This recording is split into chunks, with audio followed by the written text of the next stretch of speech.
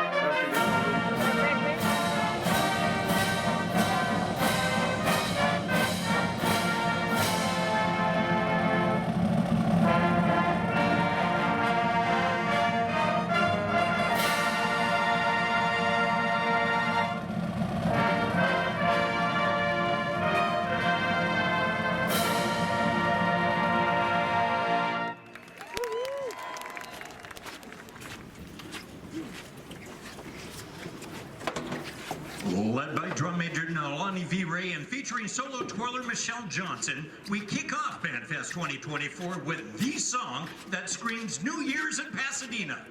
Everything's coming up roses.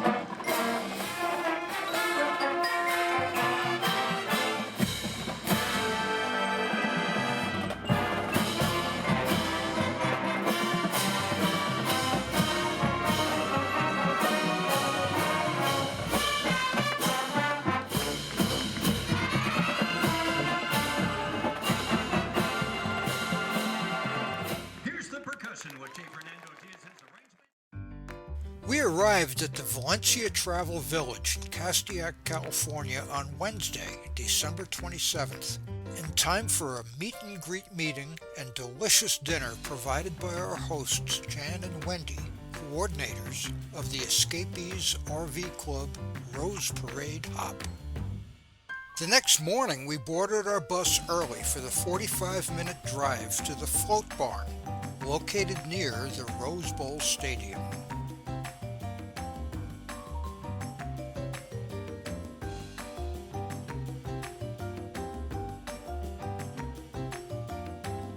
We were greeted by Leslie, a representative of AES, a company that is contracted by several organizations to build floats for the parade. Dole or Neutrina, who's putting in $500,000 for their parade float, up against La Cañada Flintridge, which is a city, and all of their funds are raised from the community or generous donors. That's incomparable. It does not fit. It's not fair. So there's an award for the best city or the best float that's raised by volunteer funds versus a commercial. So several different opportunities to win craftsmanship, floral craftsmanship, best use of roses, sweepstakes, and a lot of different awards for the different categories. So February starts, we pick chassis, we pick the design. It's a paint by number. So we build the float based on how we decide what materials are going to cover. A red surface can only be a couple of different things, depending upon whether it is screen or wood. So if it's screen, we might be able to use seeds or flowers. If it's wood, it's only seed, because we can't poke a flower into it, but we can glue a mum to it. So it depends on the color. Blue is the hardest. There are blue flowers, but most of the ones that are blue are very vulnerable.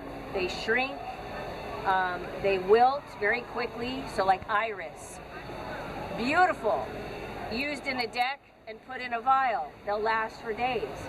But if we're trying to do something whole with them, they wilt immediately. So it's hard to find blue. So blue is status. We scissor that, so some of you will be helping us cut blue status today because we're still in the need. We have a blue car for Honda that still needs status on it. So I would say that's the hardest color that we deal with. So before I continue, we're going to wander through the building, then we're going to come back out here. I will answer your questions. Saw Peggy with her hand up. And I just wonder what you do with all the flowers after. All the flowers after. Well, I get to that at the end of our presentation. So we're going to go in here. We have Cal Poly off to the right. The unusual thing about Cal Poly, not built by us. We walked into the barn where several floats were being decorated by AES and were overwhelmed by what seemed to be complete chaos. Pieces of floats being decorated before final assembly, scaffolding, work tables, buckets of decorating materials, all in a jumble. Also, every float has to be able to go down to 18 feet tall, 18 feet wide. So all of the floats in here are in their down position. They all go taller, like that clamshell. That clamshell will close in order to get out of the building. These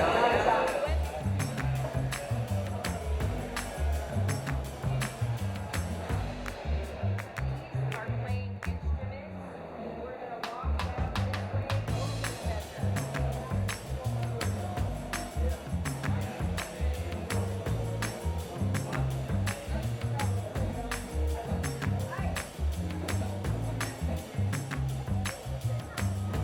Let me get out of your picture. No, anybody can be in my picture.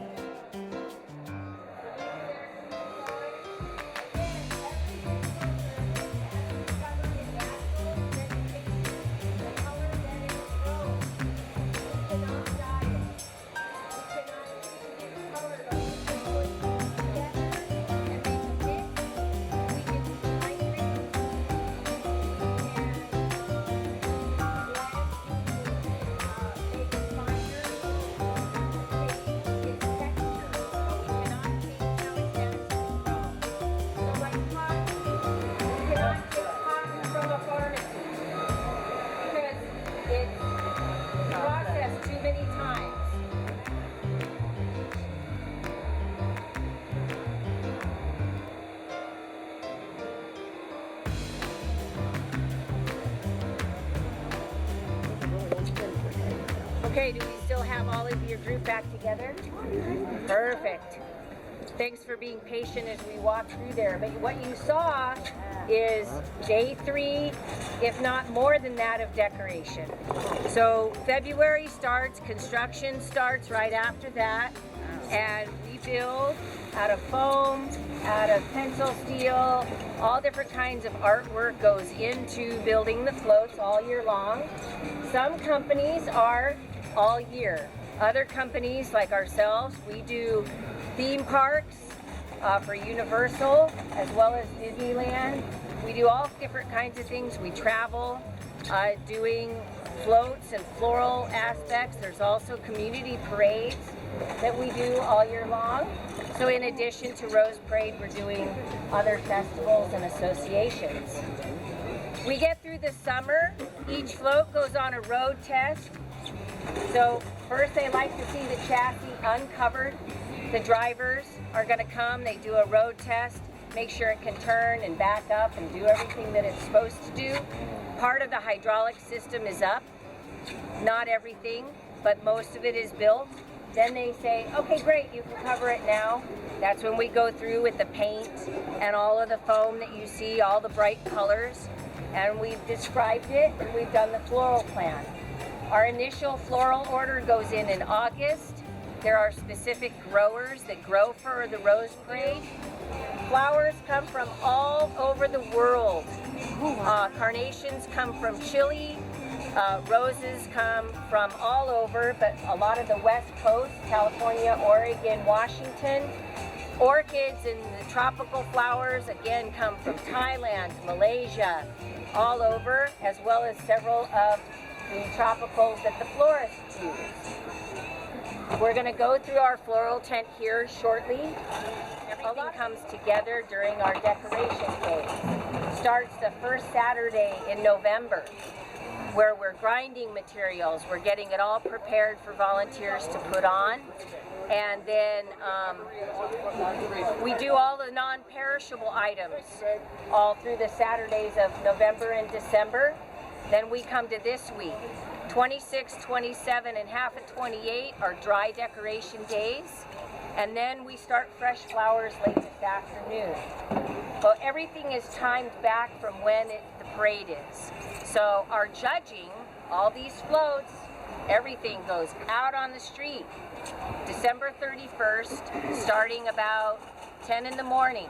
We put everything out on the street. All of the performers come, and our judging is at 3 o'clock in the afternoon on December 31st. That is when we must be done. It isn't the morning of the parade. Our must be done deadline is our judging. So then we can still fine tune, maybe fix the edges, or if there's something really high, or because of the animation, somebody went, oh, the armpit of the lion. Guess we missed it. So we get to do those types of things. But for Next stop was the flower tent. This is where the various flowers and plants that were ordered to decorate the floats are delivered and stored until ready for use.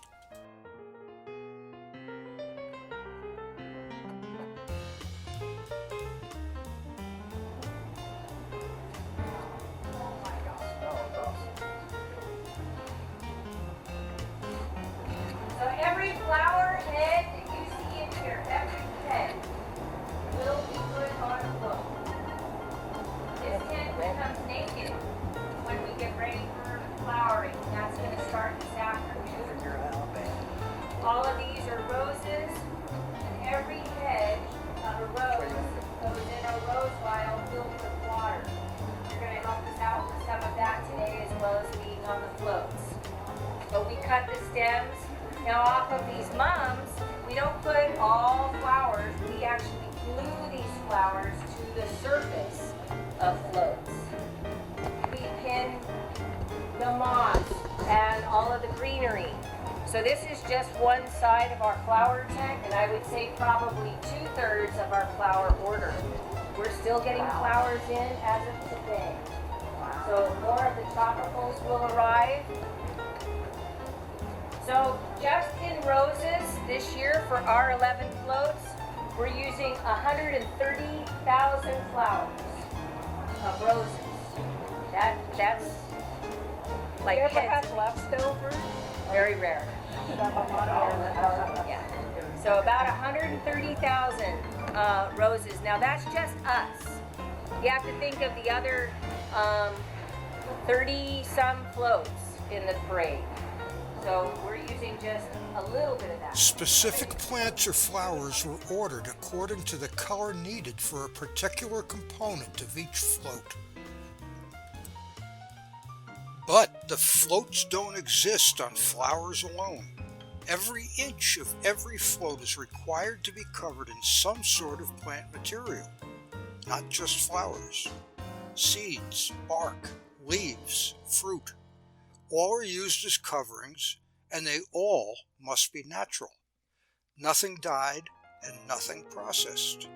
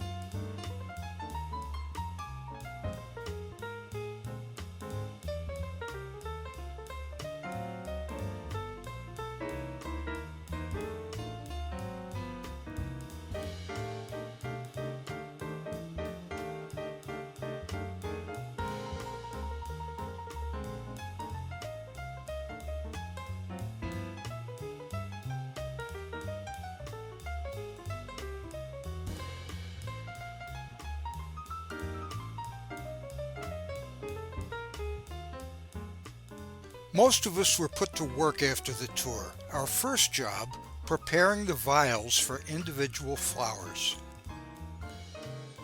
We inserted plastic vials of 10 rows of 10 into squares of styrofoam sheets.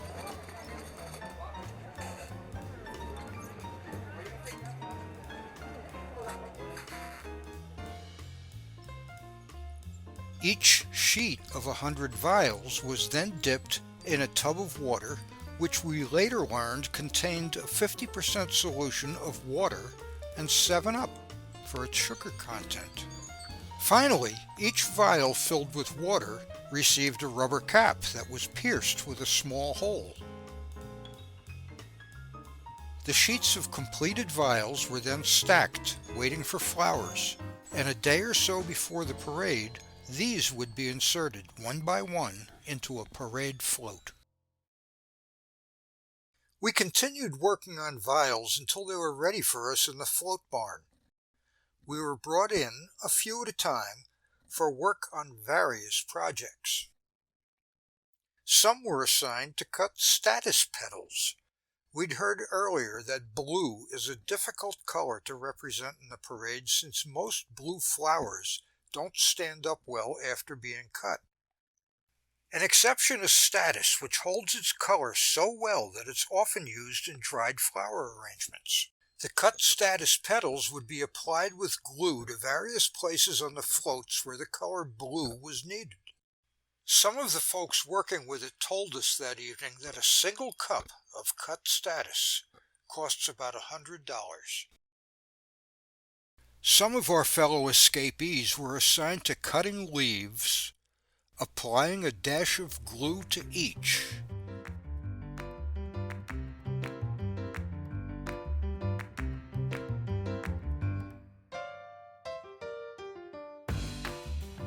And finally, affixing them to a giant tortoise, which we'd all see later on in the float for the San Diego Zoo.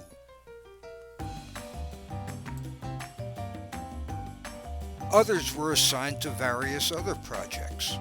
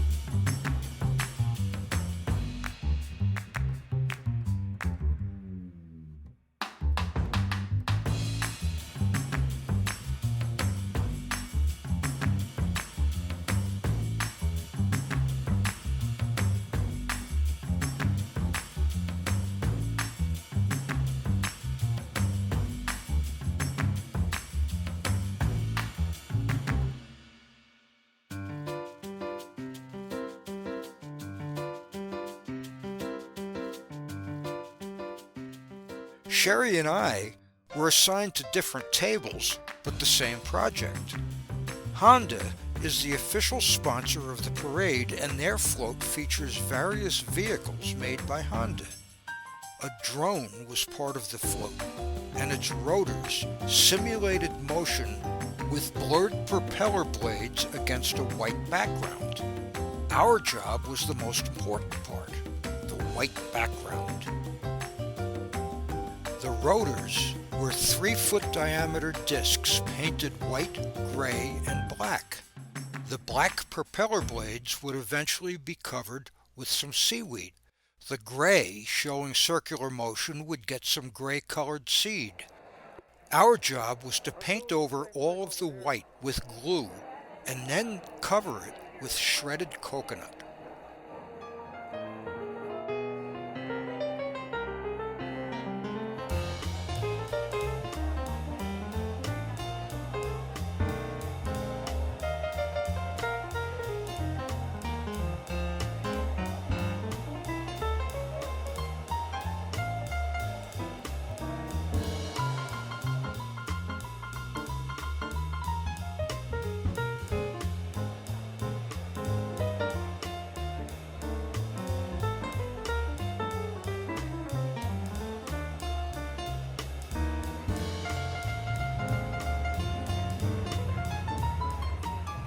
As the official parade sponsor, Honda is not eligible for any of the awards, but I'm sure that if it was, the white background of the drone rotors would have made all the judges cry out, "Best of show!"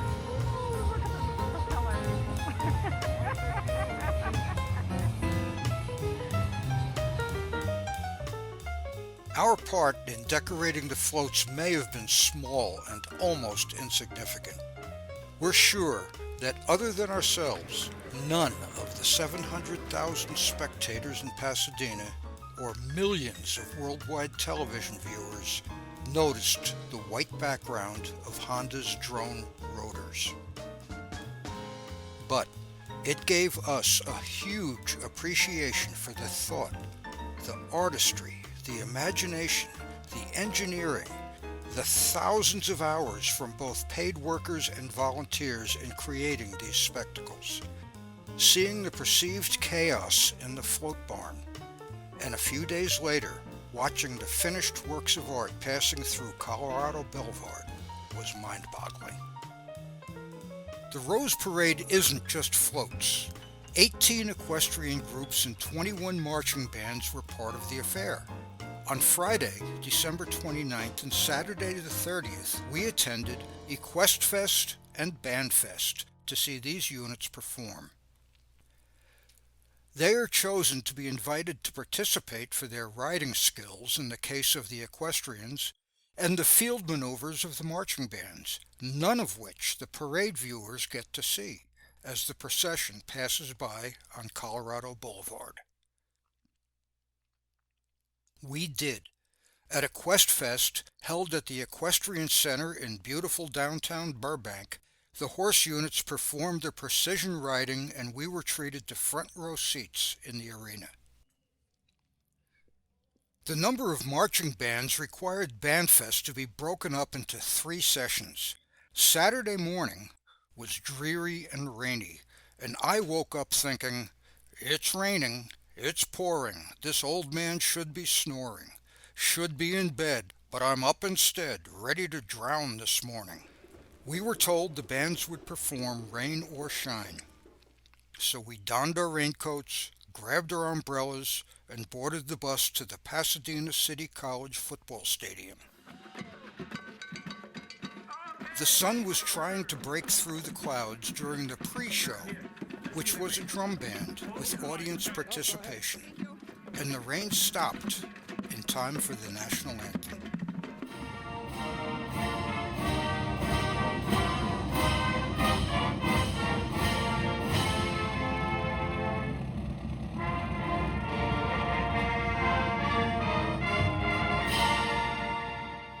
Rather than show Equestfest and Bandfest at this point, parts 2 and 3 of this video series will feature the Tournament of Roses parade on New Year's Day, with scenes from these events as the individual units pass by, as well as close-up images of many of the floats, which we viewed at Floatfest on January 2nd. Until then, may everything continue to be coming up roses.